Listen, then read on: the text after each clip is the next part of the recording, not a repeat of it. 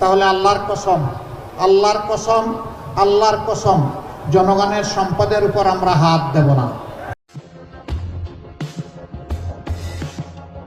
জামায়াতে ইসলামী বাংলাদেশের সমাজসেবা, জনকল্যাণমুখী কর্মসূচি ও সংগঠিত রাজনৈতিক কার্যক্রম দেশের আপামর মানুষের দৃষ্টি আকর্ষণ করতে সক্ষম হয়েছে।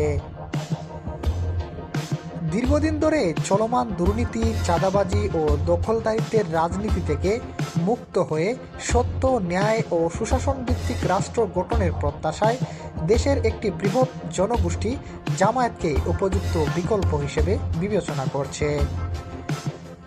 জনগণের এই আস্থাই প্রমাণ করে নীতি ও আদর্শের রাজনীতির প্রতি মানুষের আগ্রহ নতুন করে জাগ্রত হচ্ছে।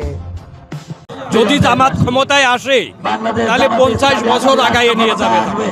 সৎ, ন্যায়, নিষ্ঠা, ইনসাফ প্রতিষ্ঠার জন্য বাংলাদেশ জামাত ইসলামীকে আমরা চাচ্ছি। জামাতকে ভালো লাগে তাই জামাতের সমাবেশে আসছি। আর জামাত ভালো দল, তার শফিকুর রহমানের খুব সুনাম, গফুর সাহেবের খুব সুনাম। জামাত পরিচালনা করে সম্পূর্ণটা আমার পছন্দ। জামাত করি, জামাতের চলাফেরা, কার্যক্রম সবকিছু সৎ আছে, তাদের মধ্যে কোনো দুর্নীতি নাই। এই কারণে আমি জামাত ইসলাম করি।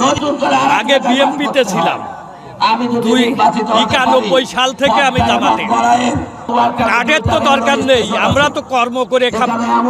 আমরা কর্মসংস্থানের ব্যবস্থা হলেই আমাদের জন্য যথেষ্ট। দীর্ঘদিন ধরে রাজনৈতিকভাবে কোণঠাসা জামায়াত হঠাৎ করে যেন নতুন চমক দেখাচ্ছে। বিশ্লেষকরা মনে করছেন, আওয়ামী লীগের শাসনামলে জামায়াত প্রকাশ্যে রাজনৈতিক কার্যক্রম চালাতে না পারলেও গোপনে ঠিকই তারা কার্যক্রম চালিয়ে গিয়েছিল। অন্যান্য রাজনৈতিক দলগুলো ভুল করলেও দেশের জনগণের পালস বুঝতে ভুল করেনি জামায়াত। সৎ, ন্যায়, নিষ্ঠা, ইনসাফ প্রতিষ্ঠার জন্য বাংলাদেশ জামাত ইসলামীকে আমরা চাচ্ছি। বাংলাদেশের জামাত ইসলামের 2 জন মন্ত্রী ছিল, দুর্নীতি দমন কমিশন তাদের আজ পর্যন্ত 1 টাকা দুর্নীতি খুঁজে পায়নি। বাংলার মানুষ বুঝতে পেরেছে সৎ, ন্যায়, নিষ্ঠা এবং ইনসাফ প্রতিষ্ঠার ক্ষেত্রে বাংলাদেশে কারা দেশপ্রেম আছে বুঝতে পারছে। এই জন্য বাংলাদেশ জামাত ইসলামীকে চাই এবং স্বতঃস্ফূর্ত বাংলাদেশ জামাত ইসলামকে ভোট দেব। তাই তো দেশের আপামর মানুষের ভালোবাসা কুড়িয়ে নিতে তেমন একটা বেগ পেতে হয়নি দলটিকে। অনেক বিশ্লেষকরাই মনে করছেন, দেশের রাষ্ট্রক্ষমতা শেষমেশ জামায়াতের দুয়ারেই কড়া নাড়ছে।